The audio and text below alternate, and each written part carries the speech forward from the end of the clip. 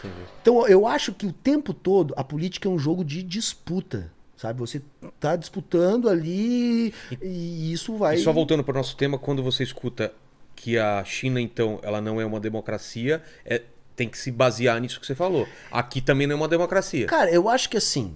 Não existe democracia quando Em tem lugar Estado. nenhum. Não há democracia em nenhum lugar do mundo. Se você quiser me perguntar Qual é diferente... o mais próximo? Se você quiser me perguntar diferente, tá, mas assim, você acha que a China tem mais liberdade que aqui? Isso. Aí é outro papo. É isso que eu quero saber. Cara, eu não sei, tá?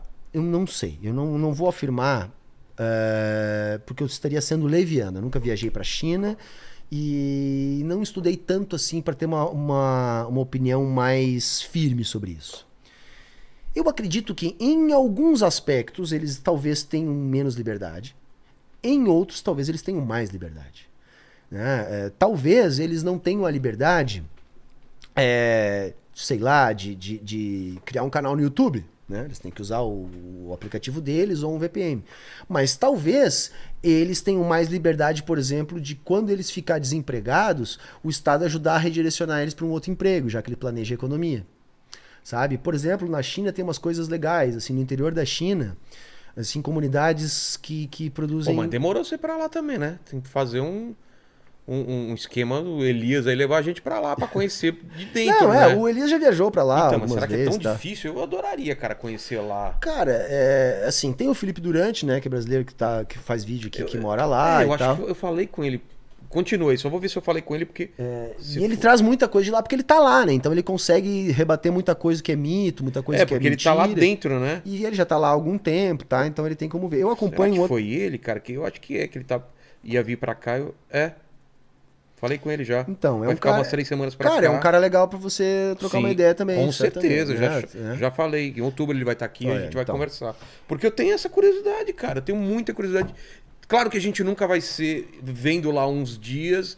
É a mesma coisa que você viver lá, mas pelo menos você tem outra... Então assim, eu acho, cara, que em qualquer lugar que tem Estado, você vai ter opressão de classe. Então eu acho assim, a vida do chinês não deve ser uma maravilha, não é isso. Eu acho que lá a galera... Deve ter muita gente Né, insatisfeita, o próprio né? Felipe, durante esses dias, disse, olha, cara, assim, na China a galera trabalha 10 horas por dia, em alguns lugares 12 horas por dia, mas no Brasil é assim também. Ô, né? Lene, aqui a gente... Imagina. Teve uma live Uma live só, 9 horas. quase 10 horas, né? Não, aquela lá eu tentei assistir, mas não tanquei, cara. Não tinha dá, como, cara. Porque até o papo tava bom, Tava mas bom. 9 Não, horas, chegou cara. 4 horas, o que eu falei? Gente, vamos encaminhando pro final? E aí demorou mais 1 hora pra chegar no final. O quê? Demorou Mais mais 5 4 horas, cara. 4, 5 horas. Quando eu falei... Nossa, velho. Aqueles caras não queriam ir embora de jeito nenhum, né? Então assim, eu vou dar um dia eu tava reagindo a um vídeo, que era um papo do Marcelo Taz com o Eduardo Moreira. Eu assisti. E aí Aliás, eu ia te falar do Eduardo, né? Porque é um cara que eu queria saber o que você acha dele, né? Porque... Não, eu não tenho opinião formada, mas eu acho que é um mas- cara legal. Mas só pra dizer assim, Tá. o Taz faz essa provocação pro Eduardo. Cara, É. mas sei lá na China, eu fui lá e parei, e aí eu quase fui preso. No Brasil eu poderia ter contou a feito história- isso. ele contou a Cara, história aqui, aí do Taz, foi o quando que eu veio. falei lá no React. Cara, assim, ó, olha quanta mentira já foi contada a respeito da China e coisa assim, que é reproduzida ideologicamente no mundo. Aí você chega lá, você é brasileiro, você é jornalista, você monta ali uma banquinha pra fazer uma filmagem. Os caras não sabem o que tu vai filmar, os caras não sabem o que tu vai falar, os caras não sabem o que tu veio ali. Tu pode filmar ali e sair mentindo. Os caras disseram, não, se tu quer filmar aqui, tu não vai, tu vai ter que pedir autorização, tu vai ter que dizer a que veio, etc. Pra nós pode ser É um estranho. cerceamento da liberdade, dentro da nossa lógica. Mas lembra que eu falei lá da União Soviética, que caiu porque começou a haver muita interferência ideológica lá dentro? Sim. Na minha interpretação, a China cuida muito disso, para que não haja isso lá. Por exemplo, acontecem coisas em Hong Kong que não acontecem em Pequim. Tipo de manifestação. Por quê? Porque em Hong Kong, pela própria natureza da relação política entre China e Hong Kong, há muito mais interferência de ideologia liberal em Hong Kong do que em Pequim. Então você vê algumas coisas surgindo em Hong Kong que você não vê em Pequim. A impressão que eu tenho é que os chineses têm uma preocupação com isso, o governo chinês, de não deixar essa liberdade chegar lá.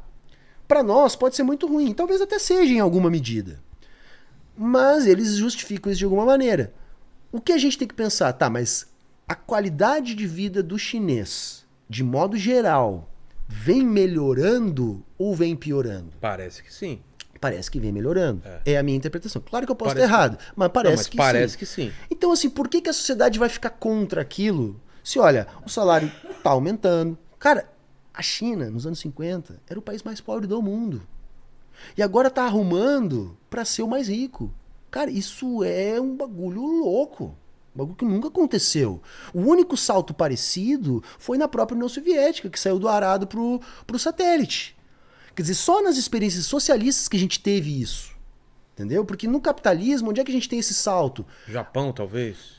Ambos, tá? Japão e Coreia. Os tigres Tá? asiáticos. Mas em ambos os casos, houve ali interesse dos Estados Unidos em fazer aqueles lugares se desenvolver. Com certeza. Tá? O Japão, por causa de toda a questão do pós-guerra, e depois a Coreia na função da própria guerra contra a Coreia Popular. Então, assim, esses países têm a tese do desenvolvimento a convite, né? Eu não partilho dessa tese, mas assim, Ajudou. no mínimo deixaram, cara. Porque uma coisa que eu defendo, Vilela, é o seguinte: hoje em dia, tá, a economia evoluiu tanto e que os grandes economistas, tá, eles têm 500 fórmulas para o desenvolvimento. Se você pegar um cara que nem o Paulo Gala, que nem o André Roncaglia, que são os caras que sabem muito, né, turma aí do desenvolvimentismo e tal, e ele vai dizer para ti, cara, se o país fizer isso, ele vai estourar.